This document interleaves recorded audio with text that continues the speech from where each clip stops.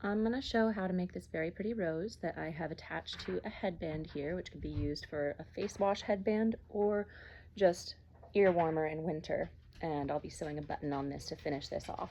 But first for the flower, which most looks like maybe a rose, but maybe a peony. And we can do multiple colors, but right now we're just doing red. Excuse the dog noises in the background. We're going to start with a magic circle, which is just how I do it, is I pinch the ends together, and then I make sure that the one end is behind properly so that when I pull through, it doesn't just undo the circle. Then I twist so that this way I can start off with a slip knot on the outside of the magic circle. So this is going to start with 12 double crochets, which means we're going to chain 2, and then that chain does not count as one of your doubles, so now we're going to do 12, which means we're going to go through 2 loops, yarn over, go through the next 2 loops, yarn over, go through, yarn over, pull through 2 loops, yarn over, pull through 2 more loops. Now we have 2 double crochet so far, and we need 12. So once we have all 12 on the magic circle, we're going to pull the initial tail to tighten it. This is why it's magic, because then you can tighten it as much as you can to completely close that circle, as compared to when you just chain 4, chain 6, however many, and all those different patterns. Again, excuse the dog noises. This way, it's actually pulled tight. And the way, because I've had people say there's never stays together. The way you keep it together, stop that. The way you keep it together is weaving this in with the tension still on it. So if you let it get loose, it might loosen up and make this have a hole in it again. So you gotta keep that tension on it, and then we're going to slip stitch into the first double crochet. Again, not the chain 2 space, because we're not counting the chain 2 space. Patterns that count the chain 2 space will actually have you hook into the chain 2 space. Instead, we're hooking into the first double crochet because that is the only one that counts. And then yarn over, pull through, and pull through the last loop that was on your hook, so that is the slip stitch. And now with that, I don't like that the front side has the tail, so I'm just gonna quickly put my needle through and slip this to the back.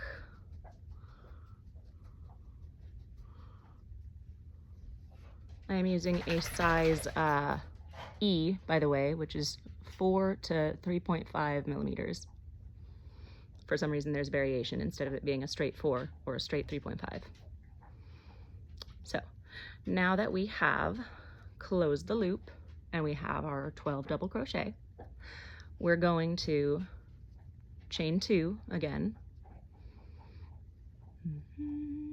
And this is again not going to count for where we slip stitch, but it will count for the 3rd row. Right now, we're on our 2nd row. The magic circle does not count as a row. This first thing of 12 double crochet, that counts as your 1st row. So we're working on the 2nd row now. And this is where it gets complicated, because it's going to want us to do a front post double crochet into the chain of the last row, not the double crochet.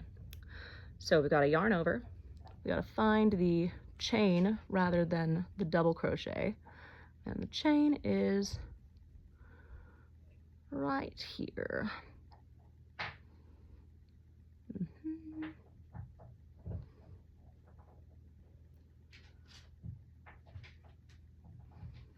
Then, oh shoot.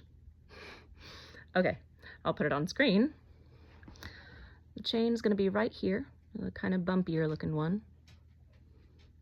And you're just gonna go behind it, through it on the other side, and that is how you do a front post.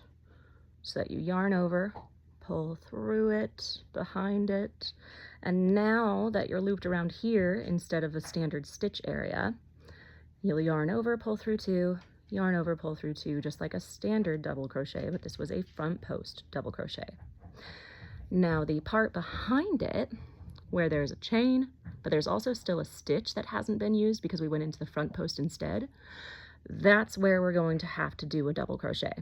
Because for this entire wheel of 12, we're going to be putting one stitch into the front post and then one stitch into the normal stitch. So because of that, we're going to wind up with 24 double crochet, with one of them being on the front post and one of them being behind that on the normal stitch. So normal stitch, you would normally go into the next one here. But because we're not doing a normal stitch and we're going into the front post, instead we go back, we go over and through. Sorry, I don't have a better angle because I don't have one of those fancy tripods. And then we pull it through like that. And that is our second front post double crochet. And then we go into the back of the stitch, which is the normal stitch that we left alone for the first part. So you are going to have, this is a more advanced technique. It's going to be a little difficult because you are going to have some of your stitches get in the way of your new stitches. So I have to really angle it around and fish around more so, stop it, more so than I normally would. Guys, be respectful.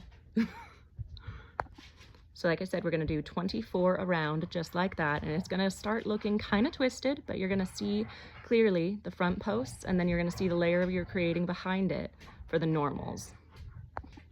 So as you're coming to the end, you'll notice that you are doing it correctly if it starts to kind of have this swirl like a pinwheel, and you'll notice you've done it correctly because you'll have one plain double crochet to front post into, and the bumpy front post double crochet you already did from the start of this round.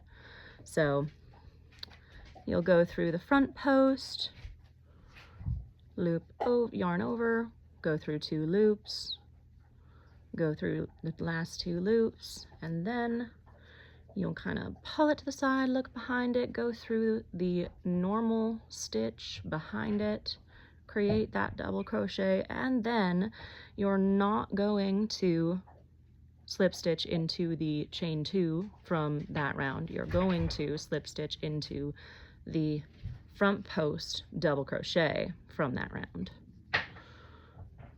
So it should look like this now, which means it should be starting to form like this on the side. It should have kind of a three-dimensional cup to it at this point.